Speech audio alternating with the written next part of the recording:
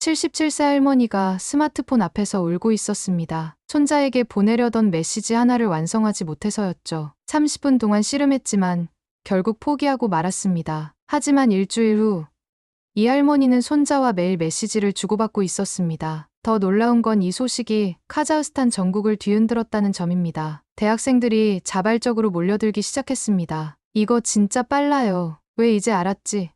젊은이들 사이에서 입력 속도가 3배 빨라졌다는 증언이 쏟아졌습니다. SNS에서는 새로운 문자 표기법이 확산되기 시작했습니다. 정부도 움직였습니다. 100명의 고령자를 대상으로 한 3개월 실험이 시작되었죠. 결과는 상상을 초월했습니다. 혼자서 병원 예약을 하는 78세 할머니, 10년 만에 해외 손녀와 재회한 81세 할머니의 감동적인 이야기들이 쏟아졌습니다. 이 놀라운 변화의 중심에는 한 언어학 교수가 있었습니다. 그런데 이 교수에게는 충격적인 비밀이 하나 있었습니다. 과연 무엇이 카자흐스탄의 디지털 혁명을 일으켰을까요? 그리고 이 작은 변화가 어떻게 전 세계 유행까지 움직이게 만들었을까요? 지금 사연 시작하겠습니다. 시작 전 좋아요과 구독 버튼을 눌러주시면 무료로 재밌는 사연을 만나보실 수 있습니다. 다양한 의견도 댓글로 표현해주세요. 안녕하세요.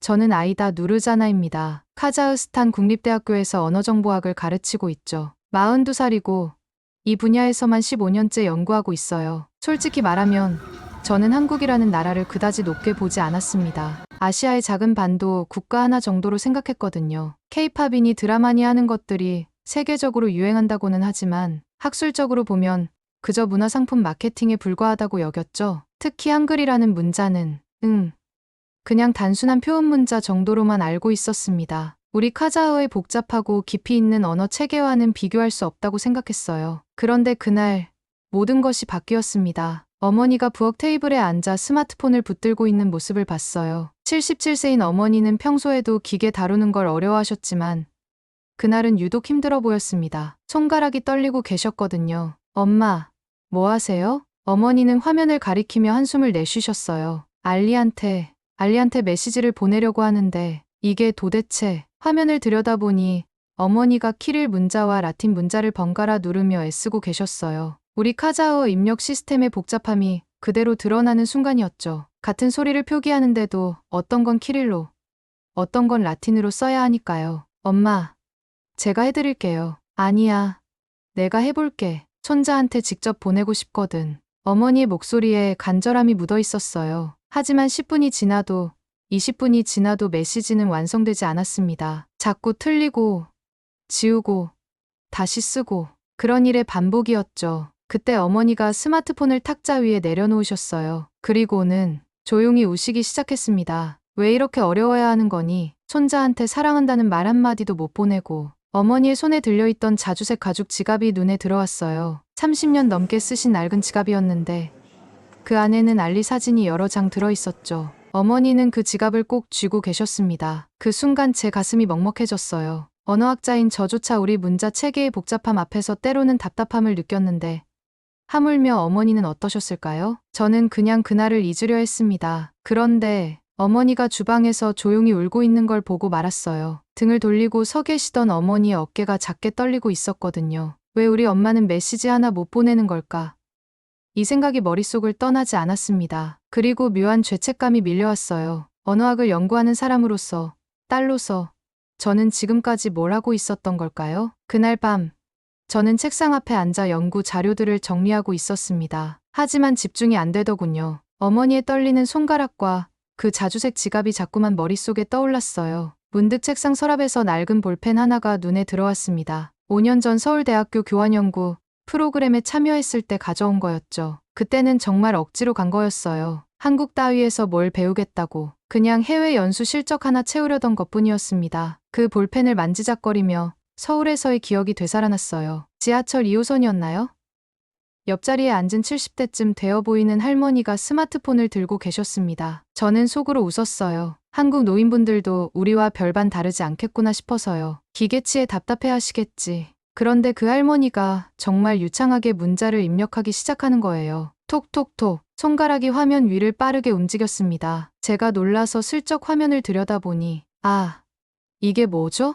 유나야 할머니야, 오늘 병원 갔다가 집에 늦게 들어갈 것 같아 미안해. 저녁은 냉장고에 반찬 있으니까 꺼내 먹어. 그 긴 문장을 할머니가 2분도 안 되어서 다 쳐버리시는 거예요. 저는 정말 당황했습니다. 우리 어머니는 세 글자도 제대로 못 치시는데 할머니의 손가락 움직임을 유심히 지켜봤어요. 키보드가 뭔가 단순해 보였습니다. 복잡한 조합 없이 그냥 소리 나는 대로 톡톡 누르시는 것 같았어요. 아, 한글이구나. 그때까지도 저는 대수롭지 않게 생각했습니다. 그냥 운 좋게 쉬운 문자를 쓰는 민족이라고 여겼죠. 별거 아니라고. 하지만 지금 생각해보니 제 마음 한구석에서 뭔가 꿈틀거리고 있었나 봅니다. 집에 와서 어머니 방 앞을 지나가는데 문틈으로 작은 한숨 소리가 들렸어요. 조심스럽게 문을 열어보니 어머니가 침대에 앉아 그 자주색 지갑을 열고 계셨습니다. 알리 사진을 바라보며 뭔가 중얼거리고 계시더군요. 우리 알리, 할머니가 무능해서 미안하다. 그 순간 제 가슴이 터질 것 같았어요. 목구멍이 막히는 느낌이었습니다. 저는 문을 다시 살짝 닫고 거실로 나왔어요. 그리고 그 볼펜을 꽉 쥐었습니다. 손바닥에 펜이 파고드는 느낌이 생생했어요. 엄마, 혼자서 중얼거렸습니다. 왜 우리는 이렇게 복잡한 문자를 써야 하는 걸까요? 키릴과 라틴이 뒤섞인 이 혼란스러운 체계가 정말 필요한 건가요? 그때 문득 서울 지하철 할머니의 손가락이 떠올랐습니다. 톡톡톡, 그 간단명료한 움직임이. 혹시 말이야. 저는 책상으로 돌아가 인터넷을 켰어요. 한글 입력 시스템을 검색해봤습니다. 그동안 무시했던 그 문자를 진지하게 들여다본 건 처음이었어요. 자음 14개, 모음 10개, 조합의 원리, 표음 문자. 이게 정말? 제 손이 떨리기 시작했습니다. 마치 뭔가 중요한 발견을 한 것 같은 전율이 온몸을 감쌌어요. 저는 그 볼펜을 돌리며 생각에 잠겼습니다. 어머니의 울먹이는 목소리, 서울 할머니의 능숙한 손가락, 그리고 지금 제 앞에 펼쳐진 한글의 체계. 엄마한테 이걸 가르쳐 볼까? 말도 안 되는 생각이었습니다. 외국 문자를 70대 어머니에게. 하지만 이상하게도 가슴이 두근거렸어요. 마치 해답을 찾은 것 같은 기분이었습니다. 저는 그날 밤 새벽까지 한글에 대해 공부했어요. 그리고 확신했습니다. 이거라면 어머니도 할 수 있을 거라고. 어머니의 눈이 반짝였어요. 마치 아이처럼 신기해하시더군요. 사랑해를 써보세요. 엄마, 사랑해. 어떻게? 저는 천천히 알려드렸습니다. 어머니는 조심스럽게 손가락을 움직였어요. 샤. 사가 나왔네. 맞아요. 이번엔 리하고 아요. 5분 후 어머니의 화면에 사랑해라는 글자가 완성되었습니다. 그 순간 어머니의 눈에서 눈물이 흘렀어요. 아이다야, 내가 이걸 쳤다고? 네. 엄마가 직접 하신 거예요. 어머니는 손을 떨며 그 자주색 지갑을 꺼내셨습니다. 알리 사진을 보시더니 또다시 화면을 터치했어요. 알리한테 보낼 수 있을까? 물론이죠. 어머니는 정말 조심스럽게 마치 보물을 다루듯 한 글자 한 글자 입력했습니다. 사랑하는 우리 알리야 할머니야. 15분이 걸렸지만 어머니는 처음으로 손자에게 직접 메시지를 보냈어요. 삐리링. 알리에게서 답장이 왔습니다. 할머니, 이거 진짜 할머니가 보낸 거예요? 어머니는 그 메시지를 보고 울음을 터뜨렸습니다. 기쁨의 눈물이었어요.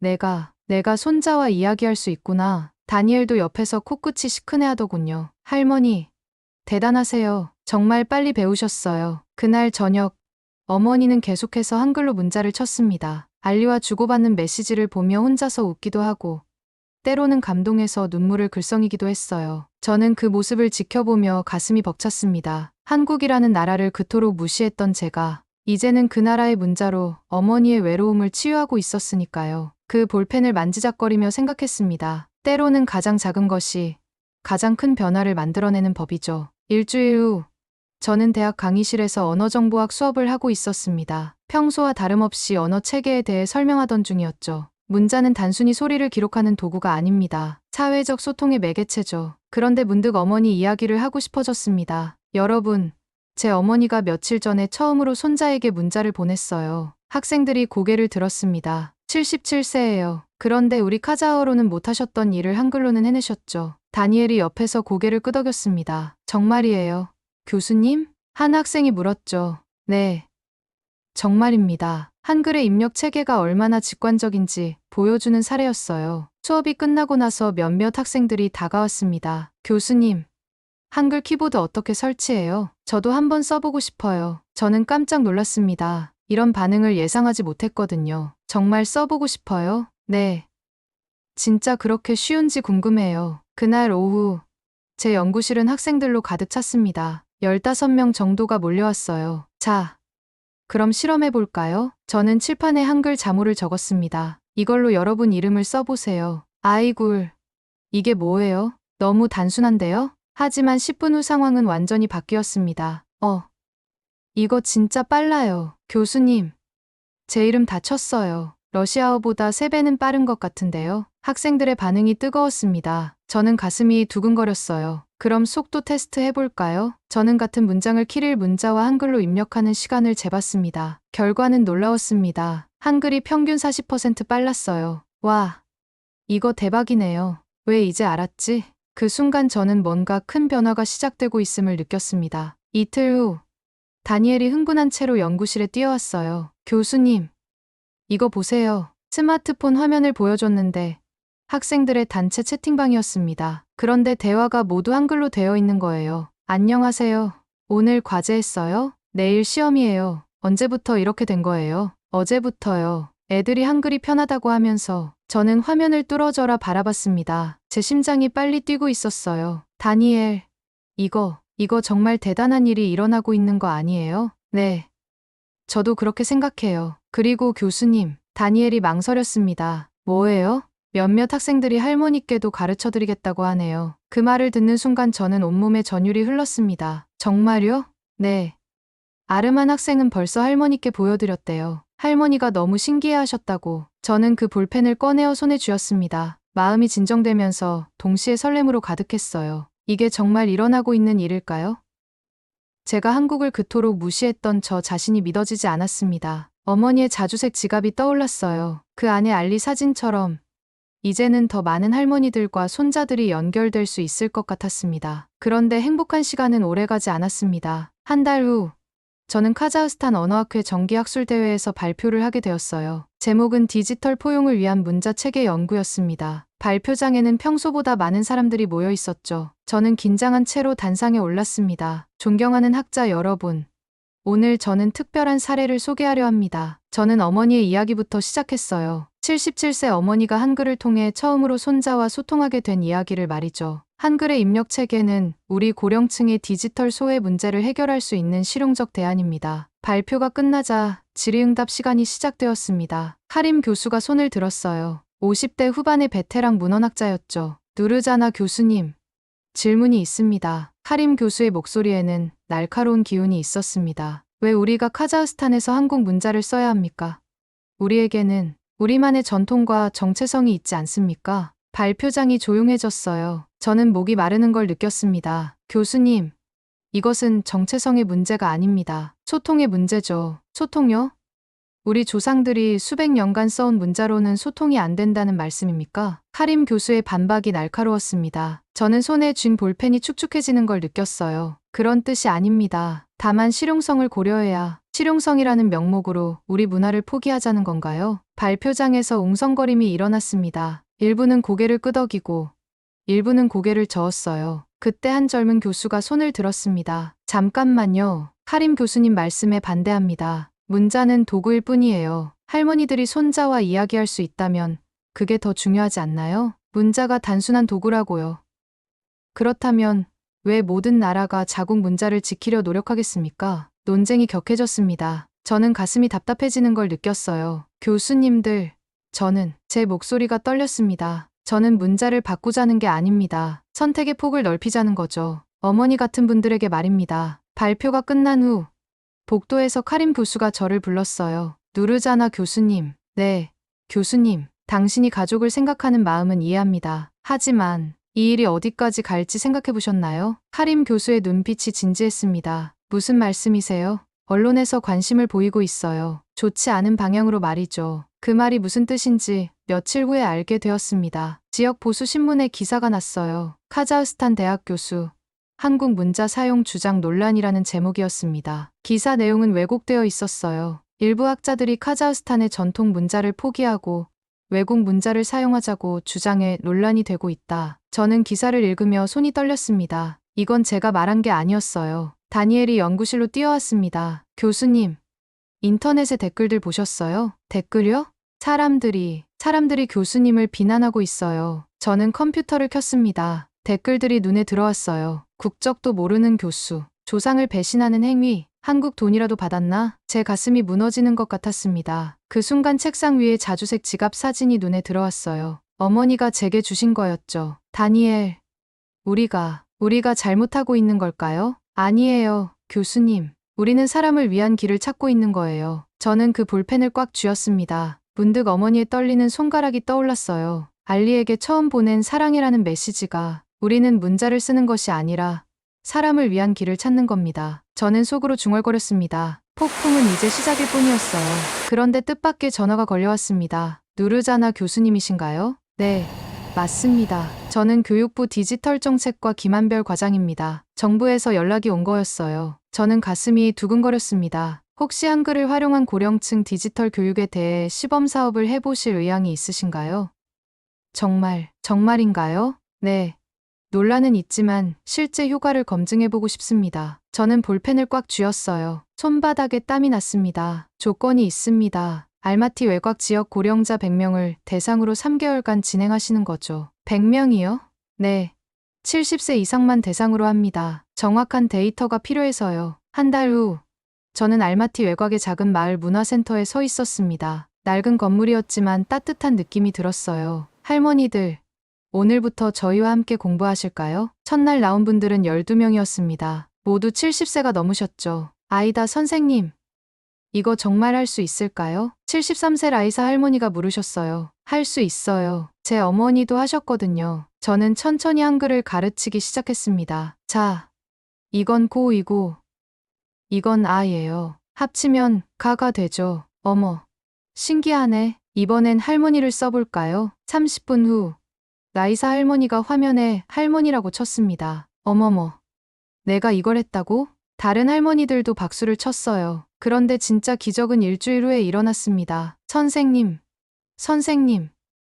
이거 봐요. 78세 나디아 할머니가 스마트폰을 들고 뛰어오셨어요. 병원 예약을 인터넷으로 했어요. 혼자서요. 정말요? 화면을 보니 정말 병원 예약이 완료되어 있었습니다. 딸한테 부탁 안 해도 되겠어요. 이제는 혼자 할 수 있어요. 나디아 할머니의 눈에서 눈물이 글썽였습니다. 2개월이 지났을 때 놀라운 일들이 계속 일어났어요. 선생님, 저 인스타그램 했어요. 인스타그램이요? 75세 알마 할머니가 스마트폰을 보여주셨습니다. 손자와 함께 찍은 사진이 올라가 있었어요. 손자가 가르쳐줬는데 한글로 글 써달라고 하더라고요. 더 예쁘대요. 댓글도 한글로 달려 있었습니다. 할머니 최고, 우리 할머니 짱. 저는 가슴이 벅찼습니다. 그런데 가장 감동적인 순간은 따로 있었어요. 81세 토켄 할머니가 조용히 다가오셨습니다. 선생님, 고마워요. 무슨 말씀이세요? 오늘 손녀한테 처음으로 문자를 보냈어요. 러시아에 있는 손녀한테요. 토켄 할머니가 그 자주색 핸드백에서 스마트폰을 꺼내셨어요. 어머니의 지갑과 똑같은 색이었습니다. 뭐라고 보내셨어요? 사랑한다고, 보고 싶다고, 건강하라고. 할머니의 목소리가 떨렸습니다. 10년 만에 연락한 거예요. 그동안 문자를 못 보내서 연락을 안 했거든요. 저는 그 순간 왜 제가 이 일을 하고 있는지 확실히 알았습니다. 3개월 후 결과 발표 날, 교육부에서 나온 담당자가 말했습니다. 놀라운 결과입니다. 참가자 100명 중 92명이 스마트폰을 활용한 일상생활이 가능해졌어요. 온라인 민원 신청률 3배 증가, 인터넷 쇼핑 이용률 5배 증가입니다. 그리고 무엇보다 담당자가 잠시 멈췄어요. 가족과의 소통 빈도가 평균 800% 증가했습니다. 저는 그 볼펜을 만지작거리며 미소 지었습니다. 어머니 생각이 났어요. 그 자주색 지갑 속 알리 사진처럼 이제는 수많은 할머니와 손자들이 연결되고 있었습니다. 70세 할머니, 인스타그램 첫 업로드 성공. 언론에서도 이제는 긍정적으로 보도하기 시작했습니다. 변화는 이미 시작되었어요. 6개월이 지난 어느 날, 저는 마을 문화센터에서 놀라운 광경을 목격했습니다. 라이사 할머니가 15세 손자 아르만과 함께 앉아 있었어요. 둘 다 스마트폰을 들고 웃으며 뭔가를 하고 있었습니다. 할머니, 이거 봐요. 제가 한글로 썼어요. 오, 우리 아르만도 한글 배웠구나. 네. 할머니랑 같이 하려고요. 저는 다가가서 물어봤습니다. 뭘 하고 계세요? 아, 선생님, 손자랑 문자놀이 하고 있어요. 라이사 할머니가 화면을 보여주셨어요. 할머니와 손자가 주고받은 메시지들이 가득했습니다. 오늘 뭐 했어? 할머니랑 놀고 싶어요. 할머니도 사랑해. 예전엔 대화할 게 없어서 어색했는데 라이사 할머니의 목소리가 따뜻했습니다. 이제는 매일 이야기해요. 아르만이 이렇게 유쾌한 아이인 줄 몰랐어요. 아르만이 할머니 어깨에 기대며 말했습니다. 할머니가 문자 배우고 나서 완전 달라졌어요. 엄청 재밌으셔. 그런 모습들이 마을 곳곳에서 일어나고 있었습니다. 나디아 할머니는 이제 혼자서 온라인 쇼핑을 하셨어요. 딸한테 부탁 안 해도 돼요. 생필품도 주문하고 약도 주문하고 불편하지 않으세요? 오히려 편해요. 딸이 바쁜데 자꾸 부탁드리기 미안했거든요. 알마 할머니는 손자와 화상통화를 하고 계셨습니다. 어머, 할머니 한글로 글 쓰시는 거 보니까 신기해요. 화면 속 손자가 말했습니다. 할머니, 진짜 대단하세요. 저희 친구들한테 자랑했어요. 그런데 가장 큰 변화는 토켄 할머니에게서 일어났습니다. 선생님, 큰일 났어요. 토켄 할머니가 급하게 달려오셨어요. 무슨 일이세요? 손녀가 카자흐스탄에 온대요. 정말요? 네. 10년 만에 만난대요. 제가 문자 보낸 후로 계속 연락하고 있었거든요. 토켄 할머니의 눈에서 눈물이 흘렀습니다. 러시아에서 일하던 손녀가 할머니 보러 온다고 해요. 일주일 후 공항에서 만난 할머니와 손녀의 모습은 잊을 수가 없었습니다. 할머니, 우리 손녀, 둘이 꼭 껴안고 울었어요. 저도 모르게 눈물이 났습니다. 그 자주색 핸드백을 든 토켄 할머니가 손녀에게 스마트폰을 보여주셨어요. 할머니가 이제 문자할 줄 안다. 믿을 수가 없어요. 할머니가 정말 한글이라는 걸 배웠어. 쉬어서 할머니도 할 수 있었지. 3개월 후 지역 보건소에서 통계를 발표했습니다. 고령층 스마트폰 사용률이 3배 증가했습니다. 온라인 병원 예약은 5배, 민원 신청은 4배 늘었어요. 그런데 가장 놀라운 건 담당자가 잠시 말을 멈췄습니다. 고령층 우울감 지수가 현저히 낮아졌다는 겁니다. 가족과의 소통이 늘어나면서요. 저는 그 순간 가슴이 벅찼습니다. 어머니가 처음 사랑해라는 문자를 보냈던 그날이 떠올랐어요. 그때는 몰랐습니다. 그 작은 변화가 이렇게 큰 물결을 만들어낼 줄은. 집에 돌아와서 어머니께 말씀드렸습니다. 엄마 덕분에 많은 할머니들이 변했어요. 내가 뭘 했다고. 엄마가 첫 번째였어요. 용기를 내서 한글을 배우신 게. 어머니는 그 자주색 지갑을 꺼내 알리 사진을 보셨습니다. 우리 알리도 할머니 자랑스럽대. 친구들한테 할머니가 한글 쓴다고 말했다더라. 저는 그 볼펜을 손에 쥐고 생각했습니다. 작은 시작이 이렇게 큰 변화를 만들어내는구나. 고령층 스마트폰 사용률 3배 증가. 그 중심에는 한글이 있었습니다. 그런데 정말 예상치 못한 일이 벌어졌습니다. 어느 날 아침, 다니엘이 흥분해서 연구실로 뛰어왔어요. 교수님, 이거 보세요. 뭐예요? 유엔에서 연락 왔어요. 유엔 개발계획에서요. 저는 깜짝 놀랐습니다. 유엔이요? 네. 카자흐스탄 모델을 다른 나라에 소개하고 싶다고 해요. 제 손이 떨렸습니다. 볼펜을 꽉 쥐었어요. 한 달 후, 저는 뉴욕 유엔 본부에 서 있었습니다. 꿈만 같았어요. 안녕하세요. 누르자나 교수님. 저는 유엔 개발계획 담당자 마이클 존슨입니다. 안녕하세요. 교수님의 연구가 전 세계적으로 주목받고 있어요. 특히 일본과 프랑스에서 관심이 높습니다. 정말인가요? 네. 고령화 사회 문제가 심각한 나라들이거든요. 발표 당일, 저는 긴장한 채로 연설대에 올랐습니다. 50여 개국 대표들이 앉아 있었어요. 존경하는 여러분. 저는 카자흐스탄에서 온 아이다 누르자나입니다. 저는 어머니 이야기부터 시작했습니다. 그 자주색 지갑과 알리 사진 이야기를요. 77세 어머니가 처음으로 손자에게 보낸 메시지는 사랑해였습니다. 청중들이 조용히 들었어요. 한글이라는 문자가 우리에게 준 것은 단순한 기술이 아니었습니다. 소통이었죠.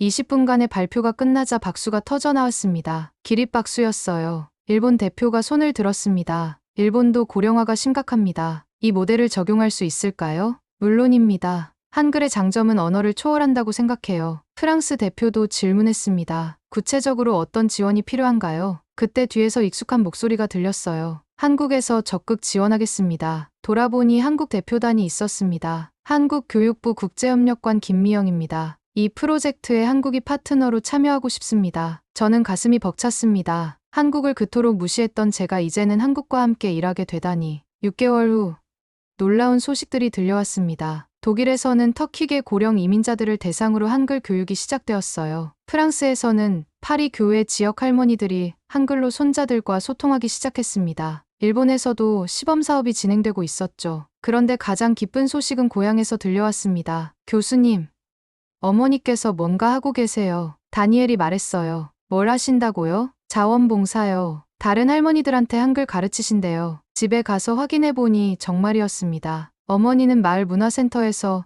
매주 2번씩 한글 교실을 운영하고 계셨어요. 엄마, 언제부터 이런 일을 하셨어요? 한 달 전부터. 내가 배운 걸 다른 사람들도 배웠으면 좋겠어서 어머니의 수업을 지켜봤습니다. 자, 할머니들, 사랑해부터 배워봅시다. 선생님, 어떻게 하는 거예요? 쉬워요. 샤에 알을 붙이면 사가 돼요. 어머니는 정말 좋은 선생님이셨어요. 인내심도 많고 다른 할머니들의 어려움을 잘 이해하셨죠. 우리가 젊었을 때는 이런 기계가 없었잖아요. 천천히 해도 돼요. 수업이 끝나고 어머니께 물어봤습니다. 엄마, 힘들지 않으세요? 전혀. 오히려 보람차다. 어머니가 그 자주색 지갑을 꺼내셨어요. 알리 사진을 보면서 생각했어. 다른 할머니들도 손자들과 이야기하고 싶을 거라고. 그날 밤, 저는 책상에 앉아 그 볼펜을 바라봤습니다. 5년 전만 해도 한국이라는 나라를 무시했던 저였는데, 이제는 상황이 완전히 바뀌었어요. 스탠퍼드 대학에서도 연구 제안이 왔고, 유럽 여러 나라에서 자문을 요청했습니다. 하지만 가장 큰 변화는 제 마음속에서 일어났습니다. 내가 딸을 이렇게 자랑스럽게 여긴 건 처음이야. 어머니가 전화통화에서 친구분께 하신 말씀이었어요. 우리 딸이 세계를 바꾸고 있어. 저는 그 말을 듣고 눈물이 났습니다. 세계가 주목한 카자흐스탄의 작은 기적. 그 중심에는 한글이 있었습니다. 그리고 무엇보다 사람이 있었어요.